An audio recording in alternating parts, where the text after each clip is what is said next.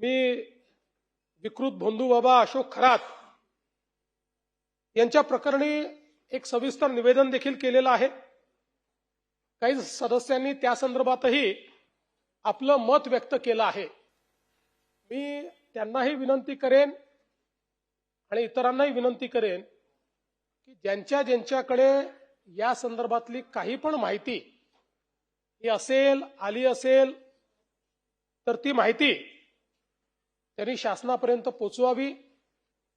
कारण या प्रकरणाची संपूर्ण पाळंमुळं करून या व्यक्तीला अशा पद्धतीनं आपल्याला दंडित करायचं आहे की अशा पद्धतीनं वागणारे जे लोक आहेत त्यांना कुठेतरी जरब बसली पाहिजे। आणि म्हणून आज खरं तर या प्रकरणाने आपण नेमके कुठे जातो याचा देखील विचार करण्याची वेळ आली आहे। आपण नेहमी असं म्हणतो आत्मविश्वास असावा पण अति आत्मविश्वास असू नये। तसंच आपण सगळे श्रद्धा मानणारे लोक आहोत, आपण अश्रद्ध लोक नाही आहोत। पण श्रद्धा आणि अंधश्रद्धा यांच्यामध्ये खूप छोटी लाईन आहे आणि ती लाईन ज्यावेळेस व्हायलेट होते त्यावेळी काय परिस्थिती होते ते या प्रकरणाने आपण बघितलेलं आहे। आणि म्हणून एक प्रकारे अंधश्रद्धेमध्ये कशा पद्धतीनं विवेक हरवतो हे आपल्याला या प्रकरणात पाहायला मिळालेलं आहे। आपला महाराष्ट्र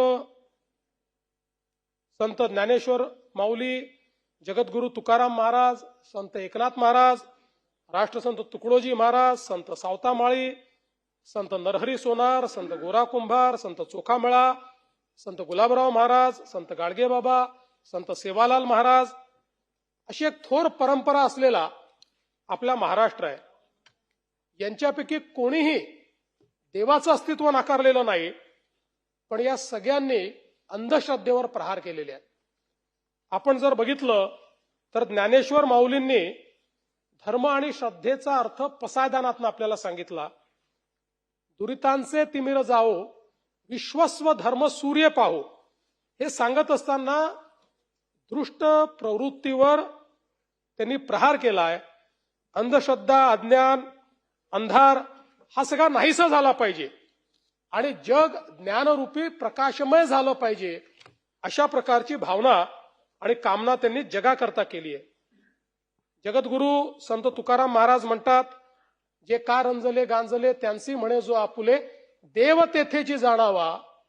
या ठिकाणी तोची साधू ओळखावा आणि देव तेथेची जाणावा अशा पद्धतीनं जगद्गुरु संत तुकाराम महाराजांनी सांगितलंय। आणि म्हणून खऱ्या अर्थानं देवत्व कुठे बघितलं पाहिजे हे देखील त्याचाही विचार करण्याची एक वेळ आपल्याला आली आहे। संत एकनाथ महाराजांनी एका जनार्दनी काया वाचा राम जपा, सोपे हे साधन तेणे नोहे पुण्य पाला। म्हणजे बाहेरच्या क्रियाकांडाऐवजी मनामध्ये राम जपा हे सर्वात सोपं साधन आहे अशा पद्धतीनं आपल्याला उपदेश दिलाय। तर संत सेवालाल महाराजांनी सोप्या शब्दामध्ये शिकवण दिली आहे, जाणजो छाणजो पचच माणजो। म्हणजे आधी जाणून पहा, पडताळून पहा आणि मगच माना। मला असं वाटतं की आजच्या परिस्थितीमध्ये हे जे काही प्रकरण या ठिकाणी आहे या प्रकरणामध्ये हीच संतांची शिकवण आपल्या सर्वांकरता अत्यंत महत्वाची आहे। आणि म्हणून या प्रकरणातनं निश्चितपणे सरकार म्हणून, समाज म्हणून आपल्याला प्रत्येकाला शिकायला मिळेल। उद्या रामनवमी आहे, त्यामुळे प्रभू श्रीरामांच्या चरणी हीच प्रार्थना आहे की आपला महाराष्ट्र धर्म हा वाढला पाहिजे, पण भोंदूगिरीला कुठेही स्थान मिळता कामा नये या दृष्टीने आपल्याला काम केलं पाहिजे। आणि म्हणून आपल्याकडे काही चांगले मुद्दे देखील मांडण्यात आले। जादूटोणा विरोधी जो आपला कायदा आहे त्याचे नियम झाले नाहीत हा विषय या ठिकाणी आला। आणि हे खरंच आहे, मी त्याची माहिती घेतली असता त्याचे नियम हे अंतिम टप्प्यामध्ये आहेत। लॉ अँड ज्युडिशरीने त्याला मान्यता दिली आहे पण ते नियम नसले तरी सेक्शन 3 ऍक्टिव्हेट असल्यामुळे नियमांचा त्याच्यात अडसर येत नाही. पण या कायद्याची अंमलबजावणी आपण ताकदीने केलेली आहे. याही प्रकरणामध्ये आपण या कायद्याची अंमलबजावणी केली आहे. आणि आपल्याला माहिती आहे, जादूटोणा करून जर समस्या संपल्या असत्या तर या भोंदू खरातला आपण ट्रम्पचाच ऍडवायझर नेमला असता. म्हणजे सुरक्षा सल्लागार म्हणून हे सगळेच विषय त्या ठिकाणी संपले असते. आणि मग युद्ध जे आहे ते आपण ड्रोन ऐवजी लिंबू मिरचीनी लढलो असतो. आणि मग पाकिस्तानच्या दहशतवाद्यांना इथे बसूनच आपण चाचण्यांनी संपवून टाकलं असतं. आणि मग सीमेवर सैनिक पाठवण्याची आवश्यकता नसती पडली. 5-10 भोंदूबाबा पाठवले असते आणि आपली सीमा ही एकदम त्या ठिकाणी नीट झाली असते. आणि सगळ्यात महत्वाचं, आपल्याला अशी जी प्रचार सभा घ्याव्या लागल्या नसत्या.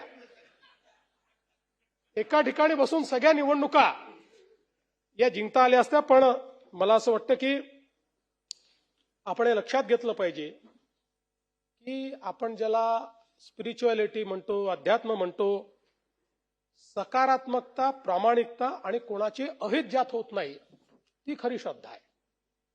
ज्यात दुसऱ्याचं अहित होतं ही कधी श्रद्धा असू शकत नाही, ती अंधश्रद्धा आहे. आणि याच्या विरुद्ध निश्चितपणे मोठ्या कडक पद्धतीनं राज्य सरकार कारवाई करेल. मी काल आपल्याला निवेदन केलं, त्यानंतरही माहिती खूप आली आहे आणि अजून प्रॉपर्टीजचे डिटेल निघतायत, वेगवेगळे कांड बाहेर निघतायत. त्यामुळे मला असं वाटतं की या शब्द योग्य नाही, पण या ज्या सुरस आणि चमत्कारिक कथा आहेत या अजून काही दिवस जोपर्यंत पूर्ण त्याची चौकशी होत नाही तोपर्यंत सुरू राहतील.